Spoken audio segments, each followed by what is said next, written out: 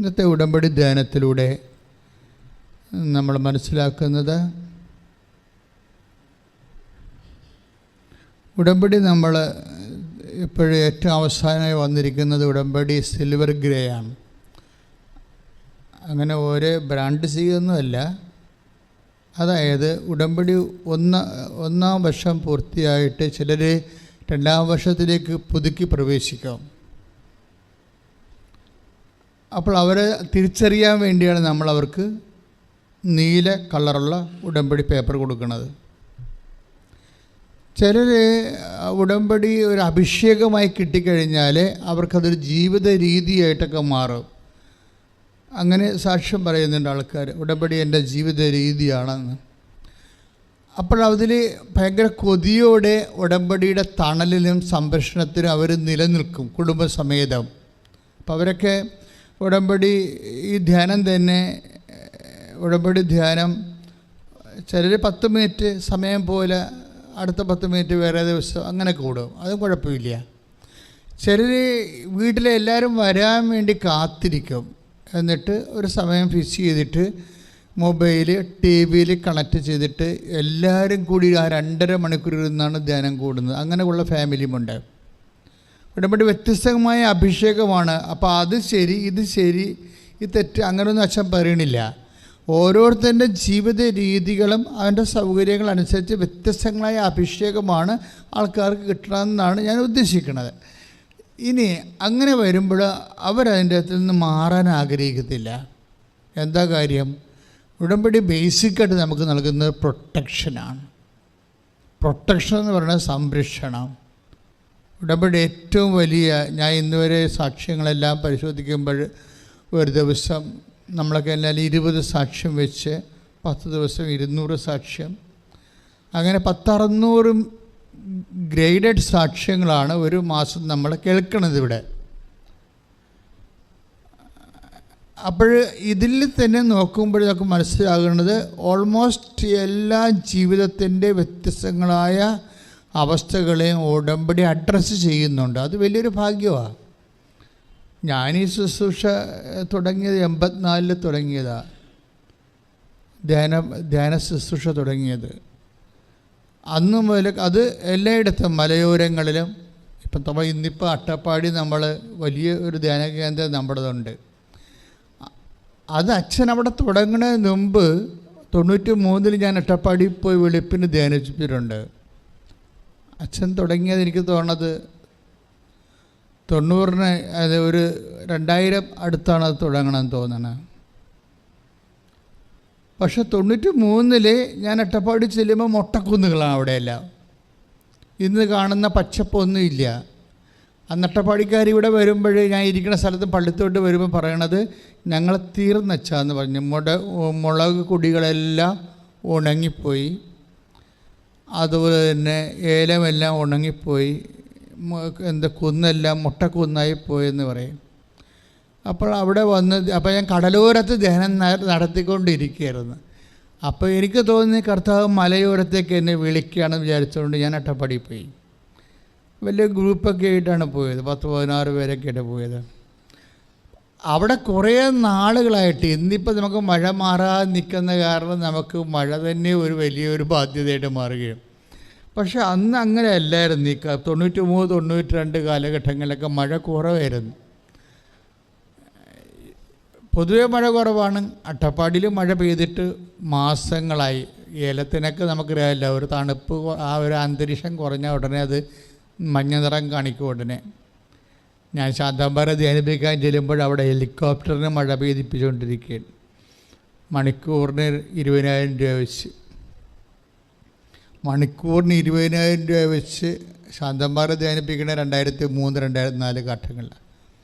അപ്പോൾ മണിക്കൂറിന് 20,000 രൂപ വെച്ച് ഹെലികോപ്റ്ററിൽ ഏലത്തോട്ടങ്ങളിൽ അടിച്ചുകൊണ്ടിരിക്കുകയാണ്, മഴ പെയ്യിപ്പിച്ചുകൊണ്ടിരിക്കുകയാണ്, കൃത്രിമ മഴ.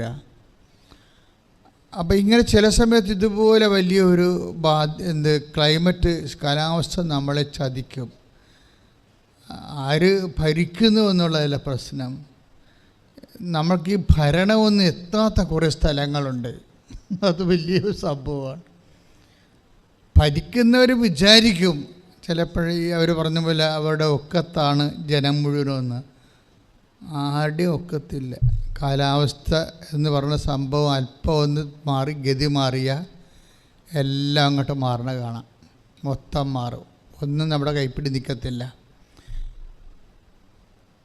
പ്രളയം വരെ ഇപ്പോൾ എല്ലാത്തിനും രക്ഷപ്പെടാൻ വേണ്ടി 2-3 വാക്കുകൾ കണ്ടുപിടിച്ചിട്ടുണ്ടല്ലോ അധികാരികൾ. ഒന്ന് മേഘവിസ്ഫോടനം, പിന്നെ തീർന്നില്ലേ, എല്ലാ ഉത്തരവാദിത്തത്തിൽ നിന്ന് അവർ രക്ഷപ്പെടും.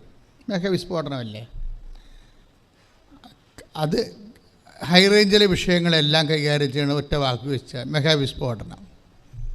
ഉള്ള പൊട്ടി ജീവിതവും പോയി, വീട് പെരയുടെ ഭൂമിയുടെ അടി ആണ്ടുപോയാലും ഇവർ തടി ഉയരണത് മേഘവിസ്ഫോടനം പറഞ്ഞാൽ. മേഘവിസ്ഫോടനം എന്ന് പറയണത് ഹെവി റെയിനിങ് പണ്ടും ഉണ്ടായിരുന്നു. പക്ഷേ ഇന്നെപ്പോഴും ഇത് മനസ്സിലാക്കാത്ത രീതിയിലുള്ള അതിൻ്റെ ഇരകളായിട്ടുള്ള ആൾക്കാരെ ശാശ്വതമായി സംരക്ഷിക്കുന്ന നടപടിക്രമങ്ങൾ ദൈവത്തിൻ്റെ ഭാഗത്തുനിന്ന്, അതിന് അധികാരികൾക്ക് ദൈവികമായ ഒരു ബോധവും ചിന്തയും ഒക്കെ കുറവായത് കാരണം വിശ്വാസികൾക്ക് മാത്രമേ ഈ രാജ്യത്തെ നിലനിർത്താൻ പറ്റത്തുള്ളൂ. കാര്യം പകുതി മുക്കാൽ കാര്യങ്ങളും ദൈവികമായ കാര്യങ്ങൾ, ദൈവത്തിന് മാത്രമേ എന്തെങ്കിലും ചെയ്യാൻ പറ്റത്തുള്ളൂ. ഇപ്പം നമ്മളെല്ലാം വിഷമിക്കുന്ന തീരദേശമൊക്കെ വിഷമിക്കണ എന്താ കാര്യം? മനുഷ്യനിർമ്മിതമായിട്ടുള്ള കോർപ്പറേറ്റ് ദുരന്തങ്ങൾ കൊണ്ട് തീരം ഡിബവർ വിഴുങ്ങുന്ന സാഹചര്യം ഉണ്ടാക്കി, കടലിനെ കൊണ്ട് വിഴുങ്ങി കമ്മീഷൻ അടിച്ച് മാറ്റി തീരത്തെ കടലിലേക്ക് വിഴുങ്ങാൻ വിട്ടിരിക്കുന്നൊരു സാഹചര്യമാണ് ഇപ്പോൾ തീരത്ത് നിലനിൽക്കുന്നത്. ഇതിൻ്റെ എല്ലാത്തിൻ്റെയും പിന്നിൽ നിങ്ങൾക്കറിയാമല്ലോ, അതായത് എന്തുകൊണ്ട് we should relay upon the faith. ഞാനിങ്ങനെ ഓരോ കാര്യങ്ങൾ പറഞ്ഞ് അധികാരികളെ പ്രതികൂട്ടിലാക്കുകയല്ല, അവർ നിസ്സഹായരാണെന്ന് ഞാൻ പറയുകയാണ്. ഒരു തരത്തിൽ അല്ലെങ്കിൽ മറ്റൊരു വിധത്തിൽ നമ്മളെ സഹായം കർത്താവിൻ്റെ നാമത്തിൽ. അതെപ്പോഴും നമ്മൾ സങ്കീർത്തനം മാത്രം പാടിയാൽ പോരാ, അത് ഹൃദയം കൊണ്ട് മനസ്സിലാക്കണം. Take the word of God. ശ്രുതികട്ടെ ഹല്ലേലൂയ.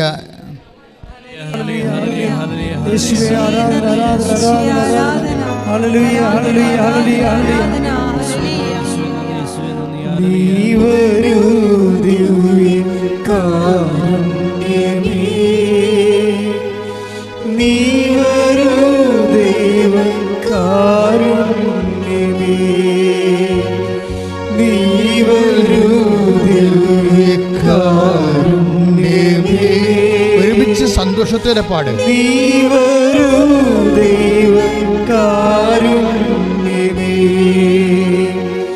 ജീവിതം നിന്റെ കാരുണ്യമേ,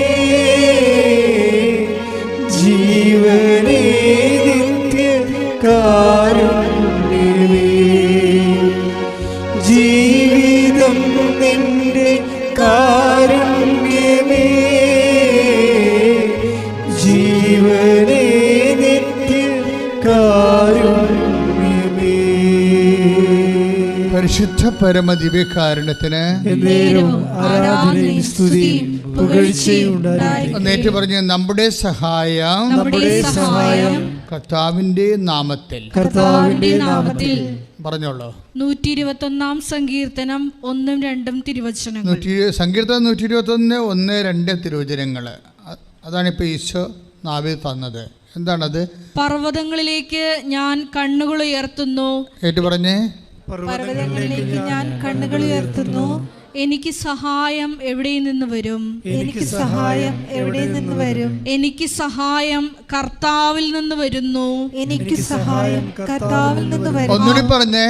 എനിക്ക് സഹായം കർത്താവിൽ നിന്ന് വരുന്നു. കൈയടിച്ച് കർത്താവിനെ ശ്രദ്ധിക്കട്ടെ. ഹല്ലേലൂയ, ഹല്ലേലൂയ, മഹത്വം, ആരാധന. ഹല്ലേലൂയ, യേശുവേ നന്ദി, യേശുവേ ആരാധന. ഹല്ലേലൂയ, മഹത്വം, ആരാധന. ഹല്ലേലൂയ, യേശുവേ നന്ദി, യേശുവേ ആരാധന. ഹല്ലേലൂയ.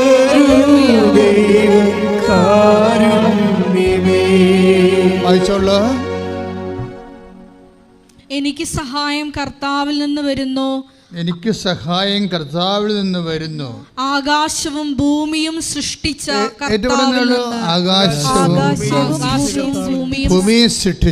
ഭൂമിയും സൃഷ്ടിച്ച കർത്താവിൽ നിന്ന്. ഇവിടെ ഒരു വിഷയം കണ്ടില്ലേ? എനിക്ക് സഹായം എവിടെ നിന്ന് വരുന്നു? എവിടെ നിന്നാണ് വരുന്നത്? കർത്താവിൽ നിന്ന്. എങ്ങനെയുള്ള കർത്താവാണ്? ആകാശവും ഭൂമിയും സൃഷ്ടിച്ച കർത്താവ്.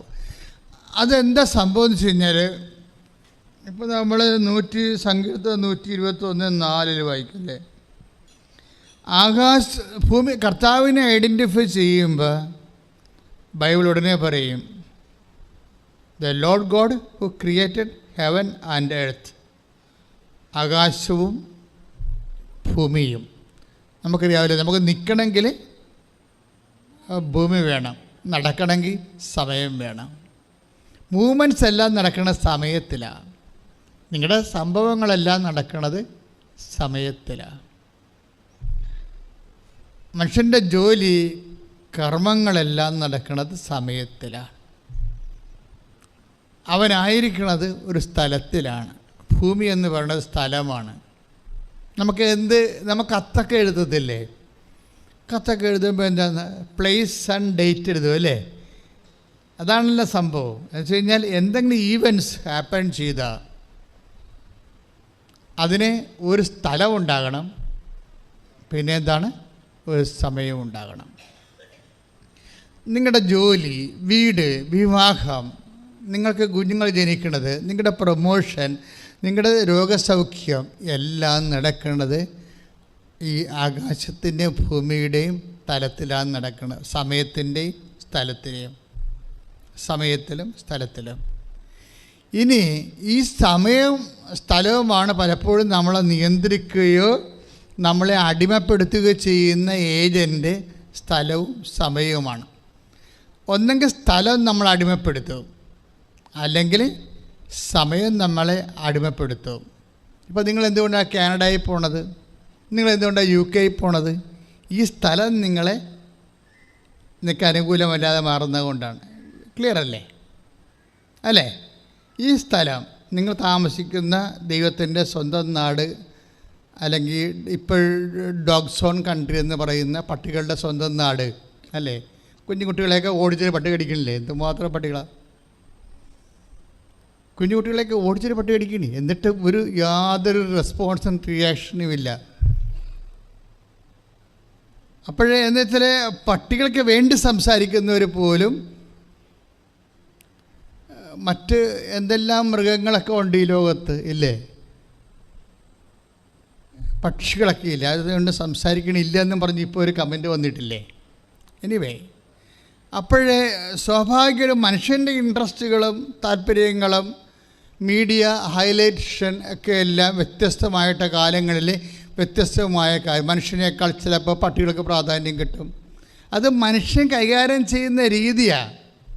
മനുഷ്യനേക്കാൾ പ്രാധാന്യം ചിലപ്പോൾ അതാണ്. റേറ്റിംഗ് കിട്ടണമെന്നുണ്ടെങ്കിൽ ആൾക്കാർ പട്ടിയുടെ പുറകെ പോയിക്കൊള്ളും. എല്ലാവരും സാംസ്കാരിക നേതാക്കന്മാരും എല്ലാം പട്ടിയുടെ പുറകെ പോകും. മനുഷ്യൻ അവിടെ വിഴിഞ്ഞത്ത് വീട് നഷ്ടപ്പെട്ട് അവിടെ ഗോഡൗണിൽ താമസിക്കുകയും ചെയ്യും ഇല്ലേ? ഗോഡൗണിൽ താമസിക്കുന്ന 4 കൊല്ലമൊക്കെ താമസിക്കുകയാണ്. തെരുവിലൊക്കെ താമസിക്കില്ലേ ആൾക്കാർ? അവർക്ക് ഇന്ന് പട്ടികളുടെ വില പോലും ഇല്ലാത്ത രീതിയിൽ മീഡിയ ബ്രെയിൻ വാഷ്ഡായി നമ്മൾ എല്ലാവരും അല്ലേ? പക്ഷി ചത്തപ്പോഴൊക്കെ എന്തെല്ലാം പ്രശ്നങ്ങൾ. ഇപ്പോൾ 3 കേസായി. പക്ഷി ചത്തപ്പോഴ കേസ് എടുക്കേണ്ടെന്നല്ല പ്രശ്നം, മനുഷ്യനിവിടെ ദ്രവിച്ച് തീരാനായല്ലോ, അതിനെതിരെ കേസില്ലല്ലോ, കടപ്പുറത്ത് പോലും വന്ന് നോക്കണില്ലല്ലോ. അപ്പോൾ മനുഷ്യത്വരഹിതമായിട്ടുള്ള നിലപാടുകൾ ഓരോരോ കാലത്ത് അധികാരികളുടെ താല്പര്യവും അവിടെ നിലനിൽപ്പും അനുസരിച്ചുകൊണ്ട് മാറുമ്പോൾ നമ്മൾക്ക് ദൈവം മാത്രമേ ഉള്ളെന്ന് പറയുകയാണ്. കൈയിട്ടിച്ച് കർത്താവേ ഹല്ലേലൂയ.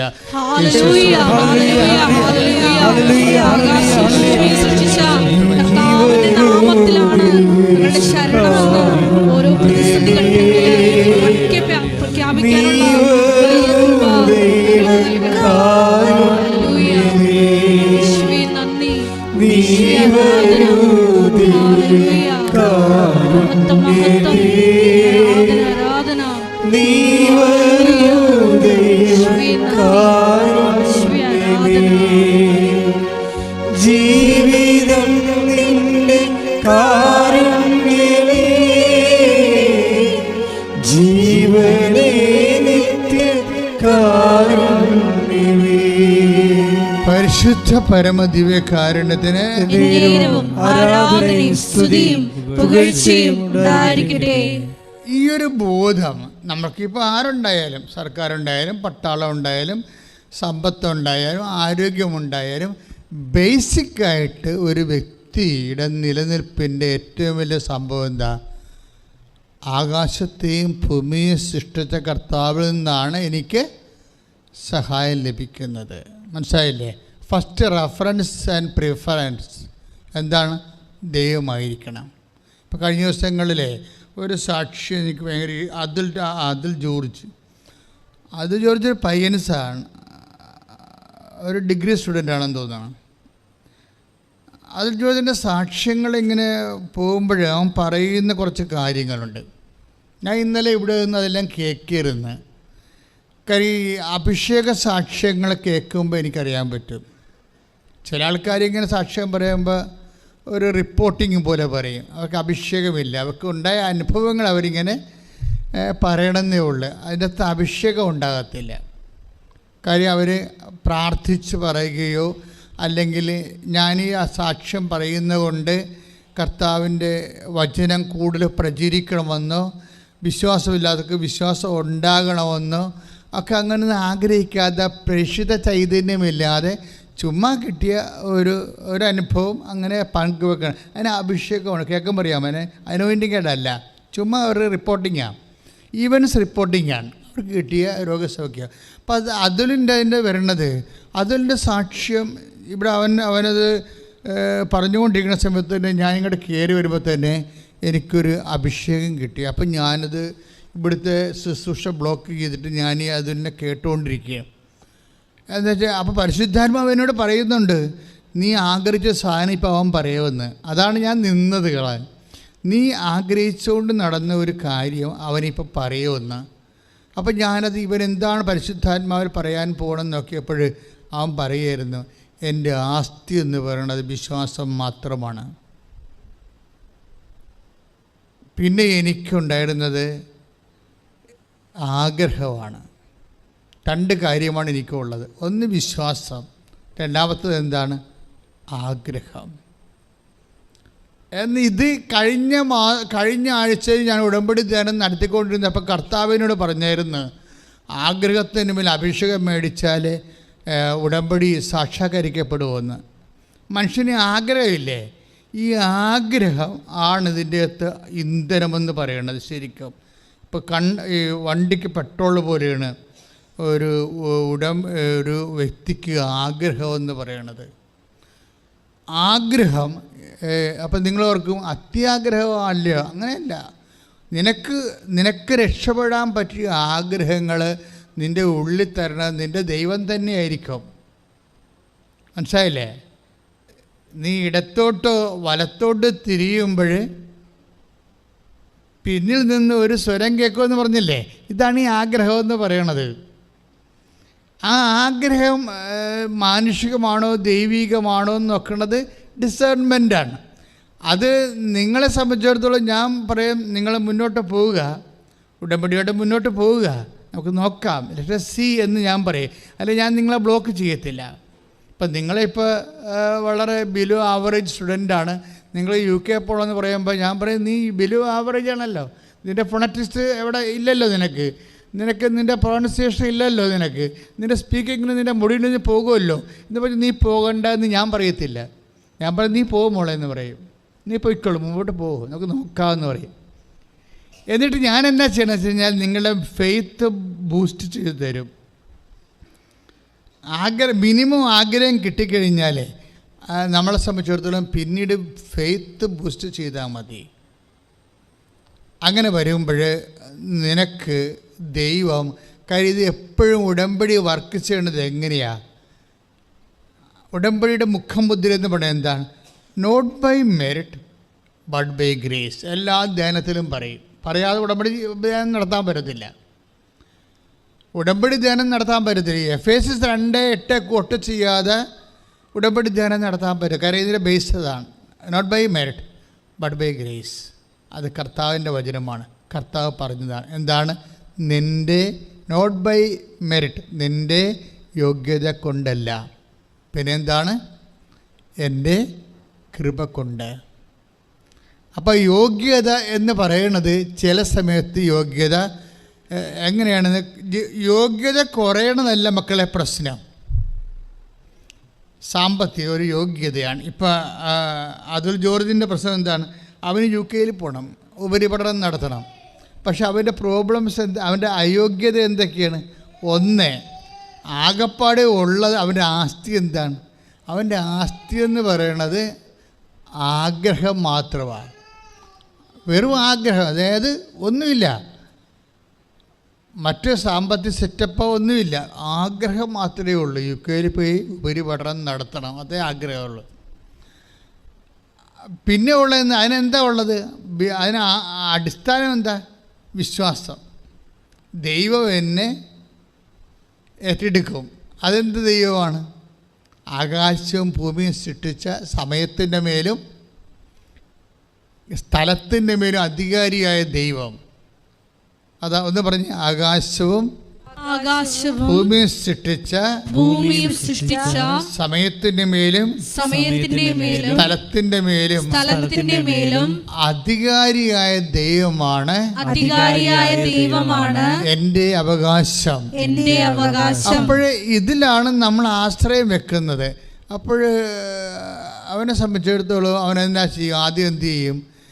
അവന് ആ വിശ്വാസമുണ്ട്, പിന്നെ എന്തു ചെയ്യും? ആഗ്രഹമുണ്ട്. രണ്ട് കാര്യമാണ് അവൻ പറയുന്നുണ്ട്. എനിക്ക് രണ്ട് വിഷയമാണ് എനിക്ക് ഉള്ളത്. ഒന്ന് വിശ്വാസമുണ്ട് എനിക്ക്, പിന്നെ എന്താ ഉണ്ട് എനിക്കുള്ളത്? ആഗ്രഹമുണ്ട്. അപ്പോൾ വിശ്വാസം ഉണ്ടെങ്കിൽ ആ വിശ്വാസം വർക്ക് ചെയ്യുമ്പോൾ ആണ് ഞങ്ങളെല്ലാവരും ഉടമ്പടി ചെയ്യുന്നതെന്ന് വെച്ച് കഴിഞ്ഞാൽ നിങ്ങളുടെ വിശ്വാസത്തെ ബൂസ്റ്റ് ചെയ്യാൻ വേണ്ടി മറ്റ് നിങ്ങൾ അവലംബിച്ചിരിക്കുന്ന ആസ്പദങ്ങളെല്ലാം ടോർപ്പേഡോ ചെയ്യും. അതല്ല ഞാനിപ്പോൾ ചെയ്തത്. ഇതൊരു ഓപ്പറേഷനാണ്, സുവിശേഷ പ്രഘോഷണം ഒരു ഓപ്പറേഷനാണ്. അതായത് നിങ്ങളുടെ ഉള്ള വിശ്വാസം കറക്റ്റ് ഷാർപ്പൺ ചെയ്യാൻ വേണ്ടി, ദൈവത്തിലേക്ക് മാത്രമാക്കാൻ വേണ്ടി നിങ്ങളെ ആശ്രയം വച്ചിരിക്കുന്ന എല്ലാ ആസ്പദങ്ങളെന്ന് പറയുന്നത് എന്താണ്? ആശ്രയം വച്ചിരിക്കുന്ന പണം, വീട്, ബന്ധങ്ങൾ, സ്വന്തങ്ങൾ, മെറിറ്റുകൾ, മാർക്ക്, നിങ്ങളുടെ കലിബർ, ഇങ്ങനെയുള്ള സാധനങ്ങളെല്ലാത്തിനും ടോർപ്പേഡോ ചെയ്ത് കളയും. എന്താ കാര്യം? നിങ്ങളെ ഫുള്ളായിട്ട് ദൈവത്തിലേക്ക് പതുക്കെ മൂവ് ചെയ്ത്, ഇതൊരു ഓപ്പറേഷനാണ് ശരിക്കും. നിങ്ങൾ കുറേ ആൾക്കാരൊക്കെ ഇങ്ങനെ ദൈവത്തെക്കാൾ പ്രാധാന്യമായിട്ട് വേറെ നിങ്ങളുടെ മെറിറ്റിൽ ഇങ്ങനെ ഓവറായിട്ട് ഇങ്ങനെ over confidence upon the merit പലപ്പോഴും സ്ലോ ചെയ്യാനുള്ള സാധ്യതയുണ്ട്. Over confidence upon the merit എന്ന് പറയുന്നത് എന്താണ്? നിങ്ങളുടെ സ്ഥിര യോഗ്യത, ബുദ്ധി, ശക്തി, വിദ്യാഭ്യാസം, നിങ്ങളുടെ മാർക്ക്, റാങ്ക്, നിങ്ങളുടെ എക്സ്പീരിയൻസ്, ഇങ്ങനെയുള്ള സ്ഥിര യോഗ്യതകളില്ലേ? സ്ഥിര യോഗ്യതയിൽ അതാണ് മെറിറ്റെന്ന് ബൈബിൾ പറയണത്. ഈ മെറിറ്റിൽ റിലേ ചെയ്ത് കഴിഞ്ഞാൽ, റിലേ ചെയ്യാൻ പാടില്ലെന്നല്ല, റിലേ ചെയ്യാം. പക്ഷെ അങ്ങനെ വരുമ്പോൾ ഒരു പ്രശ്നം വരാൻ പോണത്, മെറിറ്റ് നിങ്ങളെപ്പോലുള്ള ഒത്തിരി പേർക്ക് ഉണ്ടാവുമല്ലോ, നിങ്ങൾക്ക് മാത്രമല്ലല്ലോ. മനസ്സിലായില്ലേ? 80 സീറ്റ് ഉണ്ടെങ്കിൽ 800 പേര് മെറിറ്റുണ്ട്. പിന്നെ നിങ്ങൾക്ക് എന്താ പ്രസക്തി? 80 സീറ്റേ ഉള്ളൂ, അതിന് 800 പേരുടെ മെറിറ്റുള്ള 800 പേരുണ്ട്. പിന്നെ നിങ്ങളെ തന്നെ സെലക്ട് ചെയ്യണമെന്ന് എന്താ നിർബന്ധം? ഒരു നിർബന്ധമില്ല. അവിടെ വെച്ച് നിങ്ങളുടെ മെറിറ്റ് പൊളിയും.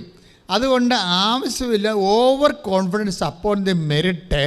ഉടമ്പടിയിൽ നമ്മൾ ട്രിം ചെയ്ത് കളയേണ്ടതാണ്. അത് എന്നിട്ട് നിങ്ങൾ മുട്ടേ നിൽക്കണം. കർത്താവേ, എൻ്റെ കോൺഫിഡൻസ് നിന്നിലാണ്, ഇതിന് എന്ത് സംഭവിച്ചത്? ഇതിന് നമ്മൾ ഉടമ്പടി വരണത് ഇതിൻ്റെ അകത്ത് മെറിറ്റ് എന്തുമാത്രം കുറയുന്നു. മെറിറ്റ് കുറയണതല്ല പ്രശ്നം. നമ്മുടെ പ്രോബ്ലം ഒരു ഈവൻ്റ് ഹാപ്പൻ ചെയ്യുക, അത് ദൈവിക നടപടിക്രമം ഉണ്ടാകുക, ദൈവത്തിൻ്റെ ഒരു ഇടപെടൽ നിങ്ങളുടെ ജീവിതത്തിൽ ഉണ്ടാകുക എന്ന് പറഞ്ഞാൽ അത് നിങ്ങൾക്ക് മെറിറ്റ് കുറഞ്ഞിരിക്കുന്നത് കൊണ്ട് ഉണ്ടാകണമെന്ന് നിർബന്ധമില്ല. എന്നെ വളരെ ശ്രദ്ധിച്ച് കേൾക്കണം നിങ്ങൾ. ഉടമ്പടി ബേസിക്കായിട്ടൊരു പുതിയ സബ്ജക്റ്റാണ്. അത് നമ്മൾ നൊവേനയും ജപമാലയും അതുപോലെ മറ്റ് പ്രാർത്ഥനാ രീതികൾ പോലെ കൈകാര്യം ചെയ്യാൻ പറ്റത്തില്ല. അതെല്ലാം സിംഗിൾ എഡ്ജഡ് പ്രെയറാണ്. ഉടമ്പടി ഒരു ഡബിൾ എഡ്ജഡ് ആയിട്ടുള്ള പ്രെയറാണ്. നിന്നെ ഒരു കക്ഷിയാക്കുന്നു, ദൈവം വേറൊരു കക്ഷിയാണ്. ഉഭയകക്ഷിയായിട്ടുള്ള ഒരു ബെർത്ത് ഉടമ്പടി എന്ന് വെച്ചാൽ ഒരു റിലേഷനിലേക്ക് നീ വരികയാണ്. അപ്പോൾ ഇതിൻ്റെ എല്ലാം താത്വികമായി മനസ്സിലാക്കിയില്ല എന്നുണ്ടെങ്കിൽ നമുക്ക് അതനുസരിച്ച് ഇൻവെസ്റ്റ് ചെയ്യാൻ പറ്റാതെ വരും. ഇപ്പം അച്ഛൻ എന്താ പറയണത്? ഇപ്പം നിങ്ങൾ മെറിറ്റിൽ റിലേ ചെയ്യരുത്, അല്ല, നിങ്ങളുടെ മെറിറ്റിൽ റിലേ ചെയ്ത് നിങ്ങൾ സ്പീക്ക് ചെയ്യാൻ പറ്റണില്ല, അല്ലെങ്കിൽ നിങ്ങൾക്ക് വസ്തുവിന് കടമാണ്, അതുകൊണ്ട് എനിക്ക് ബാങ്കിൽ ലോൺ കിട്ടണില്ല, അങ്ങനെ നിങ്ങൾ അപ്പോൾ കടങ്ങൾ പരിഹരിക്കാൻ വേണ്ടിയുള്ള ശ്രമങ്ങൾ നിങ്ങൾ നടത്തും. അപ്പോൾ സോ ദാറ്റ് ബാങ്കുകാരൻ നമുക്ക് ലോൺ തരുമല്ലോ എന്ന് നിങ്ങൾ വിചാരിക്കും. എന്നിട്ട് മാനുഷികമായി നിങ്ങൾ അതിനെ അപ്രോച്ച് ചെയ്യും. പക്ഷേ നിങ്ങൾക്കറിയാമല്ലോ, ഇതിനേക്കാൾ മെച്ചമായിട്ട് ദൈവത്തിൻ്റെ ഈ വിഷയത്തെ കൈകാര്യം ചെയ്യാൻ കഴിയും. ദൈവത്തെ എന്തുകൊണ്ട് നിങ്ങളുടെ ജീവിതത്തിൻ്റെ ഒരു വിഷയത്തിൽ കക്ഷി ചേർക്കണം? അതാണ് ഉടമ്പടി അന്വേഷിക്കുന്ന പ്രഥമമായിട്ടുള്ള കാര്യങ്ങൾ. എന്തുകൊണ്ടാണ് അങ്ങനെയെന്ന് ചോദിച്ചു കഴിഞ്ഞാൽ അതിൻ്റെ അർത്ഥം നിങ്ങളുടെ മെറിറ്റ് കുറയുന്നോ, ശ്രദ്ധിക്കുക, യോഗ്യത, മെറിറ്റ് മീൻസ് യോഗ്യത കുറയുന്നു എന്ന് പറയുന്നത് ഉടമ്പടിയിൽ ഒരു മെറിറ്റല്ല. ഉടമ്പടിയെ മെറിറ്റ് എന്താ വെച്ച് കഴിഞ്ഞാൽ യോഗ്യത എന്ന് പറഞ്ഞു കഴിഞ്ഞാൽ നിങ്ങളുടെ യോഗ്യത ഒരു 35% കുറഞ്ഞാൽ ബാക്കി 65% ബ്ലാങ്ക് അല്ലേ? അത് എൻക്രീസ് ചെയ്യണം. മനസ്സിലായില്ലേ? അതിങ്ങനെ ബ്ലാങ്കായിട്ട് കിടക്കരുത്. നിങ്ങളുടെ മെറിറ്റ് ഇല്ലെന്ന് പറഞ്ഞിട്ട് വായിട്ട് നോക്കിയിരിക്കരുത്.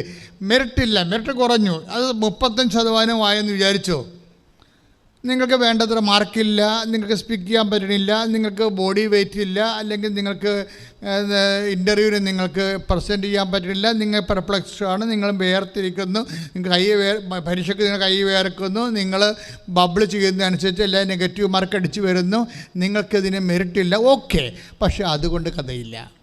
നിങ്ങൾക്ക് മെറിറ്റ് കുറഞ്ഞ് 35% മെറിറ്റ് ചുരുങ്ങുന്നുണ്ടെങ്കിൽ പിന്നെ നമ്മുടെ ഓപ്ഷൻ എന്ന് പറയുന്നത് എന്താണ്? ആ 65% എൻകറേജ് ചെയ്യണം. ഉടമ്പടി ഒരു മാത്തമാറ്റിക്കൽ പ്രെയറാണ്, വളരെ ഇൻ്റലിജൻ്റ് ആയിട്ടുള്ള ആപ്ലിക്കേഷനാണിത്. അതായത് 65% നിങ്ങൾ പിന്നെ എന്ത് ചെയ്യണം? എനിക്ക് 30% മെറിറ്റുള്ളൂ, ദൈവം എന്നെ സഹായിച്ചോളൂ എന്ന് പറഞ്ഞിരിക്കരുത്. ഈ മെറിറ്റ് 35% ഉള്ളൂ എങ്കിൽ ബാക്കി 65% ബ്ലാങ്ക് അല്ലേ? ഈ ബ്ലാങ്കിലേക്ക് നിങ്ങൾ വരപ്രസാദം നിറക്കണം. മനസ്സിലായില്ലേ? അത് എൻകറേജ് ചെയ്യണം. കാര്യം ബൈബിൾ എപ്പോഴും നിൽക്കുന്നത് നമ്മുടെ ശക്തിയും കൃപയും ഏതാണ്ട് ഒരേ ലെവലിലാണ്. അത് ശക്തിയിൽ നിന്നാണ് കൃപ വരുന്നത്, കൃപയിൽ നിന്നാണ് ശക്തി വരുന്നത്, കൃപയും ശക്തിയും ഒന്നാണോ? ഇങ്ങനെയൊക്കെ ചോദിച്ചാൽ ഇനിയും പഠിക്കേണ്ട ഒരു വിഷയമാണ്. പക്ഷേ ഒരു കാര്യം സത്യമാണ്, കൃപ പറയുന്നിടത്ത് വെച്ച് ദൈവവചനം ശക്തിയെക്കുറിച്ച് സംസാരിക്കും. മനസ്സിലായില്ലേ? കൃപയെക്കുറിച്ച് പറയുന്നിടത്ത് വെച്ച് ദൈവം ശക്തിയെക്കുറിച്ച് സംസാരിക്കും. ശക്തി എന്ന് പറയുന്ന കാര്യം വെച്ച് കഴിഞ്ഞാൽ, ഇപ്പോൾ ഉദാഹരണത്തിന് 2 കൊറിന്ത്യർ വായിച്ചോളൂ 12:9. ശ്രുതികട്ടെ ഹല്ലേലൂയ യേശുവേ സ്തോത്രം. 2 കൊറിന്ത്യർ 12:9 വായിച്ചോളൂ. എന്നാൽ അവിടുന്ന് എന്നോട് അരുളി ചെയ്തു. ഏറ്റു പറഞ്ഞേ, എന്നാൽ അവിടുന്ന് എന്നോട് അരുളി ചെയ്തു, നിനക്ക് എൻ്റെ കൃപ മതി. എന്തെന്നാൽ ബലഹീനതയിലാണ് എൻ്റെ ശക്തി എൻ്റെ ശക്തി പൂർണ്ണമായി പ്രകടമാകുന്നത്. ഈ വാക്ക് ഒന്നിനു പതെന്ന് പറഞ്ഞ്, എന്തെന്നാൽ ബലഹീനതയിലാണ് എൻ്റെ ശക്തി പൂർണ്ണമായി പ്രകടമാകുന്നത്. ശക്തി പ്രകടമാകണത് എന്നല്ല പറയണത്. എന്താണ് ശക്തി? അതിൻ്റെ ഫുൾ സ്വിങ്ങിൽ പൂർണ്ണ തോതിൽ പ്രവർത്തിക്കുന്നത് എവിടെ വെച്ചാണ്? ബലഹീനതയിലാണ്. ബലഹീനത എന്ന് പറയുമ്പോൾ ഉടമ്പടി ഭാഷയിൽ എന്താണ്? മെറിറ്റ്ലെസ്സാണ്, യോഗ്യത കുറഞ്ഞിരിക്കുകയാണ് അല്ലേ? അപ്പോൾ എന്തെന്നാൽ ബലഹീനതയിലാണ് എൻ്റെ ശക്തി പൂർണ്ണമായ പ്രകടമാകണമെന്ന് പറയുമ്പോൾ മെറിറ്റ് കുറയുമ്പോഴാണ് അതനുസരിച്ചുകൊണ്ട് not by merit but by grace എന്ന് പറയുന്നത്. അത് രണ്ടും ഒന്നാണ്. എഫേസ്യസ് 2:8, 2 കൊരിന്ത്യസ് 12:9 സെയിമാണ്. One and same, cut and paste ചെയ്യേണ്ട വചനങ്ങളാണ്. എന്താ കാരണം വെച്ച് കഴിഞ്ഞാൽ മെറിറ്റിന് അവിടെ എഫേസ്യൻസിൽ പറഞ്ഞത് എന്താണ്? മെറിറ്റ് കുറവാണ് എന്ന് പറയുന്നതിന് പകരം ഇപ്പോൾ മെറിറ്റ് എഫേസ്യൻസിൽ 2:8 മെറിറ്റിനെ കുറിച്ച് പറയുമ്പോൾ ഇനി മെറിറ്റ് കുറവാണ് എന്ന് പറയുന്നതിന് പകരം കൊറിന്ത്യൻസ് എന്താ പറയണത്? ബലഹീനതയിലാണ് എന്ന് പറയും. അവിടെ മെറിറ്റ് ഇല്ല എന്നർത്ഥം അല്ലേ? അപ്പോൾ എന്നിട്ട് എന്ത് ചെയ്യും? ബലഹീനതയിൽ എന്താ സംഭവിക്കാൻ സാധ്യതയുള്ളത്? ബലഹീനതയിൽ സംഭവിക്കാൻ സാധ്യതയുള്ളത് എന്താണ്? ബലഹീനതയിലാണ്. ഒന്ന് പറഞ്ഞേ, ബലഹീനതയിലാണ് ദൈവത്തിന്റെ ശക്തി. അത് ദൈവത്തിന്റെ ശക്തി പൂർണ്ണമായി പ്രവർത്തിക്കുന്നത്. അപ്പോഴേ നമ്മൾ അതുകൊണ്ട് പൗലോസ് അപ്പോസ്തലൻ പറയും, when I am weak then I am strong. In case നിങ്ങൾക്ക് മെറിറ്റ് കുറയുന്നു അല്ലേ, മെറിറ്റ് യോഗ്യത കുറയുന്നു, അപ്പോൾ നിങ്ങൾ എന്താ ചെയ്യേണ്ടത്? യോഗ്യത കുറഞ്ഞാൽ എന്താ ചെയ്യേണ്ടത്? നിങ്ങളതിന് കോമ്പൻസേറ്റ് ചെയ്തുകൊണ്ട് നിങ്ങൾ ഗ്രേസ് കൂട്ടിയെടുക്കണം. മനസ്സിലായോ? ഇത് മനസ്സിലാക്കേണ്ട ഒരു കാര്യമാണ്. വെച്ചാൽ ഏതെങ്കിലും വിഷയത്തിൽ ഇപ്പോൾ അതുലിൽ ജോർജിൻ്റെ സാക്ഷ്യങ്ങളിൽ വരണത് എന്താണെന്നറിയാവോ? ഇവൻ ഓൺലൈൻ ഉടമ്പടി എടുക്കും. ഓൺലൈൻ ഉടമ്പടിയുടെ സാക്ഷ്യങ്ങളാണ് ഈ ദിവസങ്ങളിലൊക്കെ വന്ന്. ഓൺലൈൻ എടുക്കുന്ന ഉടമ്പടിയിലെല്ലാം അമ്മ അറ്റൻഡ് ചെയ്യുന്നുണ്ട്. അതുകൊണ്ടാണല്ലോ അവർ വന്ന് ഉടമ്പടി എടുക്കണം. പിന്നീട് തീർത്ഥാടന ഉടമ്പടി എടുക്കണം. നമുക്ക് 2 ഉടമ്പടിയാണ് ഉള്ളത്. ഒന്ന് ഓൺലൈൻ ഉടമ്പടി, നിങ്ങൾ ഏത് അന്റാർട്ടിക്കയിലായിരുന്നാലും എടുക്കാൻ പറ്റുന്ന ഓൺലൈൻ ഉടമ്പടി. അമ്മയുടെ സന്നിധിയിലേക്ക് വന്നെടുക്കുന്നതാണ് തീർത്ഥാടന ഉടമ്പടി. അപ്പോൾ അതിനാദ്യം എടുത്ത ഓൺലൈൻ ഉടമ്പടിയാണ്. ഓൺലൈൻ ഉടമ്പടി എടുത്തു കഴിഞ്ഞപ്പോൾ തന്നെ ഇവന് ഓഫർ ലെറ്റർ വന്നു. കണ്ടീഷണൽ ഓഫർ ലെറ്റർ വന്നു. അത് ഞാൻ ഞെട്ടിച്ചു പോയി. പക്ഷേ പിന്നെന്താ പ്രോബ്ലം? അടുത്ത പ്രോബ്ലം എന്താണ്? അടുത്ത പ്രോബ്ലം കണ്ടീഷണൽ ഓഫ് ലെറ്റർ വന്നെങ്കിലും യൂണിവേഴ്സിറ്റിയിൽ ഒരു 60 ലക്ഷം രൂപ അടക്കണം. അതാണ് കണ്ടീഷണൽ ഓഫ് ലെറ്റർ എന്ന് പറയണത്. യൂണിവേഴ്സിറ്റി കൊണ്ട് 60 ലക്ഷം രൂപ അടക്കണം. 60 ലക്ഷം രൂപ അടക്കാനില്ല. അപ്പോൾ എന്ത് ചെയ്യും? അപ്പോൾ അവിടെ മെറിറ്റ് ഇല്ല. അവിടെ അതാണ് നമ്മൾ ഉടമ്പടി ഭാഷ പറഞ്ഞ യോഗ്യതയില്ല. അതുകൊണ്ട് ഉടനെ ഇവൻ ബാങ്കിൽ പോകും. 2-3 ബാങ്കിൽ ചെന്നപ്പോൾ ബാങ്കുകാരൻ പറയണത് ഇവന് സിവിൽ പോയിൻറ്റ്സ് ഇല്ലെന്നാണ്. അതാണ് ഈ മെറിറ്റ് ഇല്ലെന്ന് എൻ്റെ അർത്ഥം. ഉടമ്പടി ഭാഷയിൽ പറഞ്ഞ മെറിറ്റ് ഇല്ല. സിവിൽ പോയിൻറ്റ്സ് എന്ന് പറഞ്ഞാൽ എന്താ? നമ്മൾ നേരത്തെ ബാങ്കിൽ നിന്നൊക്കെ ലോൺ എടുത്തിട്ടുണ്ടെങ്കിൽ നമുക്ക് പോയിൻറ്റുകൾ കുറവായിരിക്കും. ഇപ്പോൾ ഒരാളിന് 100 പോയിൻ്റ് കിട്ടിയാൽ മാത്രമേ, ഇപ്പോൾ എല്ലാം പോയിൻ്റാണല്ലോ, അത് കമ്പ്യൂട്ടറാണ് നിശ്ചയിക്കുന്നത്. നമ്മളുടെ എല്ലാ സാധനവും അപ്ഡേറ്റ് ചെയ്ത് കാണുമല്ലോ. അപ്പം അതുകൊണ്ട് നമ്മുടെ ആപ്ലിക്കേഷൻ വെക്കുമ്പോൾ നമ്മുടെ പേരടിച്ചിടുമ്പോൾ തന്നെ, ആധാർ കാർഡിലേക്ക് പേരടിച്ചിടുമ്പോൾ തന്നെ പോയിൻറ്റ്സ് പറയും കമ്പ്യൂട്ടർ. അതോട് നമ്മുടെ കാര്യത്തിൽ തീരുമാനമാകും. പണ്ടൊക്കെ ആ ബാങ്കിൽ നിന്ന് കടമെടുത്താൽ ഈ ബാങ്കിൽ നിന്ന് അറിഞ്ഞില്ല എന്നുണ്ടെങ്കിൽ ഈ ബാങ്കിൽ നമുക്ക് ലോൺ എടുക്കുമായിരുന്നു. ഇപ്പോൾ ബാങ്കുകാരെല്ലാം കൂടി നെറ്റ്വർക്കിൽ സേവ് ആക്കി വെച്ച് കാരണം ഒരു പണിയും നടക്കത്തില്ല. ഏതെങ്കിലും നരകത്തിൽ പോലെ ബാങ്കിൽ നിന്ന് ലോൺ എടുത്താലും ശരി, നിങ്ങൾ വരുമ്പോൾ പിടുത്തം വീഴും. അപ്പോൾ പോയിൻ്റ് കുറവായത് കാരണം ഇവൻ എന്ത് ചെയ്യും? അപ്പോൾ അവന് മെറിറ്റില്ലല്ലോ, സിവിൽ പോയിൻ്റ് കിട്ടണില്ല, 60 ലക്ഷം രൂപ വേണ്ടേ. അപ്പോൾ പോയിൻ്റ് കുറവായതുമ്പോൾ സ്വാഭാവികമായിട്ട് ഇതിനാണ് അച്ഛൻ മെറിറ്റ് എന്ന് പറയണത്. മെറിറ്റ് തീർന്നു. മെറിറ്റ് തീർന്നാൽ പിന്നെ എന്നാ വർക്ക് ചെയ്യാൻ സാധ്യതയുള്ളത്? ഗ്രേസാണ്. യോഗ്യത പോയാൽ പിന്നെ എന്താ വർക്ക് ചെയ്യണത്? കൃപയാണ്. ഇതാണ് എഫേസ്യസ് 2:8 ഫോർമുല. അതായത് not by merit but by grace. നിൻ്റെ യോഗ്യത കൊണ്ടല്ല, ദൈവത്തിൻ്റെ കൃപ കൊണ്ട്. അതുകൊണ്ട് അതിൽ എന്താ ചെയ്തിരിക്കണമെന്ന് വെച്ച് കഴിഞ്ഞാൽ, ഇപ്പോൾ സിവിൽ പോയിൻറ്റ്സ് ഇല്ലല്ലോ, അപ്പോൾ മെറിറ്റ് ഇല്ലല്ലോ. അവൻ പിന്നെ എന്ത് ചെയ്യും? അവൻ്റെ ഓൺലൈൻ ഉടമ്പടി അവൻ കൺവേർട്ട് ചെയ്യും. എന്ത് ചെയ്യും? അവനത് തീർത്ഥാടന ഉടമ്പടിയിലേക്ക് കൺവേർട്ട് ചെയ്യും. അതെന്താണ്? ടെക്നിക്കലായിട്ട് അതായത് നമ്മുടെ ഗ്രേസ് ലെവൽ കൂടാൻ വേണ്ടിയാണ്. ഗ്രേസ് ലെവൽ അവനെ അറിയത്തില്ലത്. അവനെ ചെയ്തിരിക്കണ കാര്യം പരിശുദ്ധാത്മാവിനാൽ ഗൈഡ് ചെയ്തിരിക്കുകയാണ്. അത് നമുക്ക് വിഷയത്തെക്കുറിച്ച് അറിയില്ലെങ്കിൽ അറിയണ ഒരാളുണ്ടല്ലോ, അങ്ങനെ വേറെ എന്നാ? പരിശുദ്ധാത്മാവ് വരുമ്പോൾ നിങ്ങളെല്ലാ കാര്യങ്ങളും പഠിപ്പിക്കുമില്ലേ? 14:26 വായിച്ചേ. ശ്രുതികണ്ട ലലിയ.